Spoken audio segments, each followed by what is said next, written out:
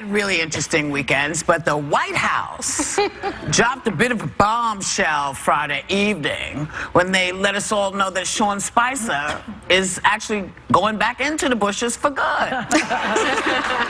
Apparently, he resigned just hours after Anthony Scaramucci was named new communications director. I mean, what is anybody going to, are you going to miss Sean? Yeah, a little bit. He's very funny. I mean, you like that, but Scaramucci's funny, too. I mean, they're hilarious. I'm going to miss Melissa McCarthy as Sean Spicer. Oh, yeah. That's a big loss. Always looks so miserable. And I actually, he always has this look like, why am I still here? Like, so the part of you was like, finally, you gotta go. But the job skills are limited to lying. I mean, really, how many? That's what does he do after this? I mean, a lot of people say, he's just going to rebound because he was, such a wonderful communicator before and he had such a good reputation. I don't know. I see him completely differently now because I feel like he sold his soul for a job. And I mean, a lot of people do that, but how do you pose something that is the complete antithesis to your beliefs? How do you say? The Mooch did that, as we'll talk about it. Yeah. Kellyanne Conway was anti-Trump before she jumped on that bandwagon. But it's the height of hypocrisy. They don't seem to care. But you're only as good as your last appearance, too. And so, like, what people are going to remember are all these times where he came on his day one and said, I will not lie to you. Yeah. And the next day we talked about crowds. Ever. Yeah. The thing is, I don't feel, people were feeling bad for him, and I don't feel bad for him. I mean, he's a grown man. He knew what he was getting into. If you go and you represent someone who talks out of two sides of his mouth, if you're defending him, you're going to be talking out of both sides of your mouth, too. I mean, you have to know, and it's sad because he did have a good reputation before. I feel like he was someone that people really respected. But if you're going to take that job and go in, listen, you know you're lying. He told lie after lie after lie, and you know that you're going to be remembered as a guy tells. But as in this particular role, you're going to be remembered as that guy who knew better and did it anyway. He did it anyway. Not a look for anybody. Yeah. Well, Spice is out now. Scaramucci is in. The Mooch is in. He spent the weekend, the Mooch did, gushing about how much he loves the new guy, which is really kind of a turn from how he used to feel about him like 2 years ago. Take a look. That's another hack politician. You call Donald Trump a hack? He's a hack politician. He's probably going to make Elizabeth Warren his vice presidential nominee with comments like that. Do you think he's a It's anti-American. It's very, very divisive. You think Donald's a plant? And I'll tell you who he's going to be president of. You can tell Donald I said this. The Queens County Bullies Association.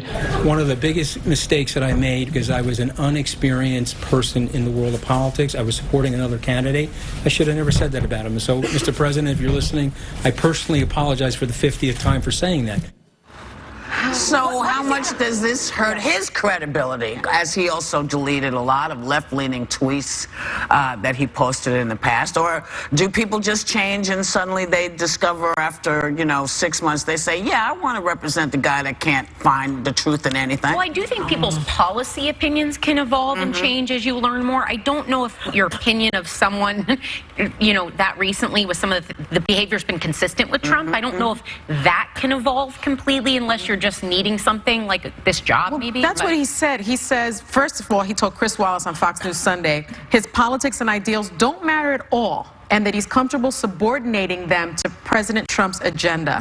Now, so you're willing to suppress your ideals for a job, and that's the same problem that I had with Spicer. I mean, if you look at his old tweets, he talked about Islam, he talked about climate change, he talked about immigration, he talked about gun control, and he was in favor of all of those things, and now we're to believe that he needed a job. His reputation, he needed to boost himself, and now he's got the job that he can do that. Are you talking about Trump or Scaramucci? Because Trump did the same thing, I think. Is it Scaramucci? No I on the end? Scaramucci. They call him the Mooch. I call him the Mooch. But it's like I said before that I think Trump got into this to enhance his businesses, and that's why he took the job. And his ideals and his feelings and beliefs are irrelevant, really. I think to that goal. I think Mooch just wants to be famous. I was watching him do commentary, and for a long time it looked like he was trying to get a Fox News show or a Fox Business show or somewhere. He wanted to be famous, and I think this is his way of doing that. But I think it also shows that he's a lot like Trump. Trump. I mean, Trump had a record of opposing everything that Trump's saying now before he got elected. Yeah. So now you're hiring someone who's a New York guy, who's a businessman, who's a smooth talker, and I think he's comfortable with that type of person. But it's very much like him. to agree with the policy he's speaking. I think so. Like, I don't know if that's mandatory. All the communications director is supposed to do is tell you what you need to know.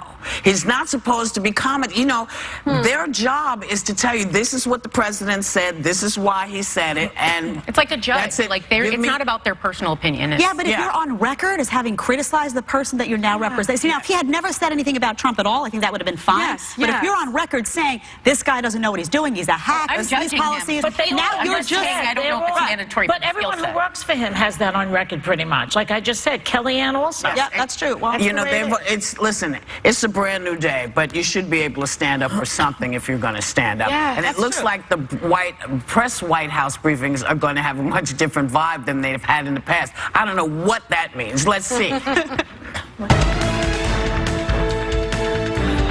The president puts Russian salad dressing on his salad tonight. Somehow that's a Russian connection. I want to be here to help make things better for the American people.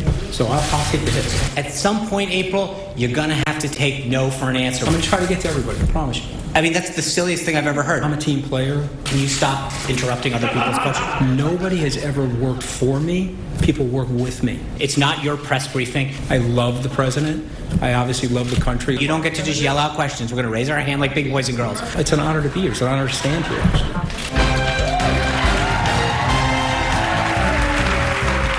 You know, he loves him so much.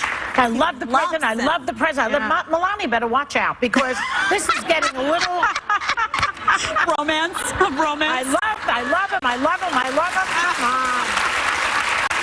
Well, as he said, he's a team player. We'll see how long that lasts. We'll be right back with more Hot Topics.